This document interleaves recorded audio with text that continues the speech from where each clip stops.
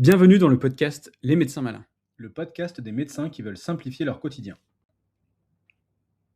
Newsletter, les médecins malins. Notebook LM, interroger ses propres documents comme un second cerveau. Tu as un dossier de 47 PDF, des recommandations ESMO, 3 guidelines HAS, des articles que tu as téléchargés pour plus tard, un cours de DPC que tu n'as jamais rouvert. Tout est là, mais rien n'est lu. Et quand tu as besoin d'une info précise, comme quelle est la place de l'immunothérapie en adjuvant dans le mélanome stade 3, tu retournes sur Google ou tu demandes à ChatGPT qui te répond avec un aplomb magnifique à partir de sources que tu ne peux pas vérifier. Il existe un outil gratuit qui change cette équation. Il s'appelle Notebook LM et il fait exactement ce qu'aucun autre LLM ne fait, répondre uniquement à partir de tes documents. En une phrase, Notebook LM transforme ta pile de PDF en un confrère qui les a tous lus et qui cite ses sources. Pourquoi c'est différent de ChatGPT? Quand tu poses une question à ChatGPT ou Claude, le modèle répond à partir de tout ce qu'il a appris pendant son traitement. C'est puissant, mais ça veut dire deux choses. Tu ne sais pas d'où vient la réponse et il peut inventer. Notebook LM fonctionne à l'envers.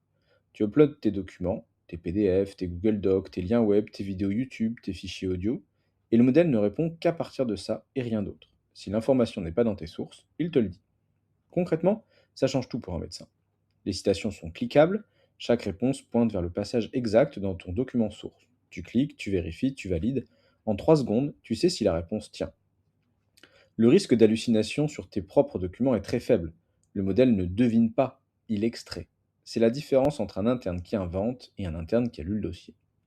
Tu peux aller jusqu'à 300 sources par notebook. Tu peux balancer un corpus entier, toutes les recos d'une spécialité, toutes les publications d'un service, tous les articles d'une revue de littérature, et interroger l'ensemble comme une seule base. C'est un peu comme si tu avais un bibliothécaire personnel qui a lu tous tes documents, les a croisés et attend tes questions. Sauf qu'il est gratuit et qu'il est disponible à 23 heures, même le dimanche. Voyons maintenant les 3 cas d'usage qui changent la donne pour un médecin. Le cas numéro 1, interroger ta base de données. Tu as tes documents que tu rouvres plusieurs fois par semaine pour vérifier une information. Une biblio complète sur un sujet, une guideline de 80 pages, un dossier de référence. Plutôt que de refaire un CTRL F ou de relire 20 pages, tu uploads tout dans un notebook et tu poses ta question précise. Quelle est la conduite à tenir dans ce cas particulier? Ou bien, est-ce que cette étude mentionne des effets indésirables à long terme? Tu obtiens une réponse avec la citation exacte issue de tes propres documents. Pas d'internet, pas d'hallucination externe, uniquement ce que tu as toi-même sélectionné. Le cas numéro 2, débroussailler une revue de littérature. Tu as 30 articles à synthétiser pour un mémoire, une thèse, un abstract de congrès. Tu les uploads tous dans un notebook et tu demandes quels sont les 5 résultats principaux qui se dégagent de l'ensemble de ces études. Ou est-ce que les auteurs sont en désaccord? En 2 minutes, tu as une cartographie du champ, ce qui prend normalement des jours. Le cas numéro 3, transformer un cours en outil de révision. Tu charges un cours de DPC, un webinaire transcrit ou un chapitre de référence. Notebook peut générer automatiquement un guide d'études avec des questions, des flashcards exportables ou même un podcast audio de 10-15 minutes à 2 voix où 2 IA discutent du contenu. Oui, un podcast à écouter, par exemple lors de tes trajets. Tu peux aussi faire des vidéos de présentation. Le podcast audio est probablement la fonctionnalité la plus sous-estimée. Tu charges tes guidelines, tu appuies sur un bouton et tu obtiens un épisode de 15 minutes où 2 voix débattent des points clés. C'est de la formation continue passive. Tu écoutes et tu retiens sans grand effort supplémentaire. Comment te lancer en 5 minutes? En premier, va sur Notebook LM et connecte-toi avec ton compte Google, c'est gratuit. Crée un nouveau notebook et donne-lui un nom clair. En 3, charge tes sources, PDF, Google Docs, liens YouTube, site web, fichier audio. Tu peux en ajouter jusqu'à 300.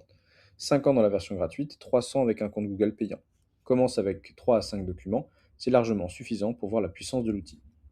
Étape 4, pose ta première question dans le chat. Pas un mot-clé, une vraie question comme tu la poserais à un confrère qui a lu tous les documents. Étape 5, vérifie les citations. Chaque réponse contient des références numérotées. Clique dessus, tu arrives sur le passage exact dans ta source. C'est là que tu valides. Astuce, tu peux créer un notebook par projet ou par sujet. Un pour ta spécialité, toutes les guidelines à jour, un pour ta revue de littérature, un pour la formation de ton équipe. Ils restent disponibles et se mettent à jour quand tu ajoutes des sources. Ce qu'on ne te dira pas ailleurs. Notebook LM est un outil impressionnant, mais c'est toujours pas un outil magique. Il ne remplace pas ta lecture critique. Le modèle extrait et synthétise, mais il ne juge pas de la qualité méthodologique d'une étude. Si tu charges un article médiocre, il le traitera avec le même sérieux qu'un essai randomisé de phase 3. Il ne fonctionne qu'avec ce que tu lui donnes. Si tes sources sont incomplètes ou obsolètes, les réponses le seront aussi. La qualité de la sortie dépend de la qualité de l'entrée, comme toujours. Les données sont traitées par Google. Notebook LM utilise Gemini, le modèle de Google. Tes documents sont traités sur les serveurs Google, et pour des documents non sensibles, comme les guidelines, les publics ou les articles publiés et les cours, pas de problème. Pour les données patients, même anonymisées, c'est toujours non, même règle que pour ChatGPT. Le podcast audio est bluffant, mais pas parfait. Les voix sont parfois trop enthousiastes, certains points sont simplifiés. Cela reste un outil de découverte et de révision, pas un cours magistral. Mais Notebook LM résout un vrai problème. Interroger un corpus de documents sans hallucination, ou en tout cas très très peu, mais il n'exempte personne de lire les sources originales quand ça compte. Teste ça cette semaine. Va sur Notebook LM, crée un notebook test médecin malin, charge 3 documents que tu as sous la main et copie ce prompt dans le chat. Vérifie les citations pour la sortie, et si tu retrouves le passage exact en un clic, tu as compris l'intérêt.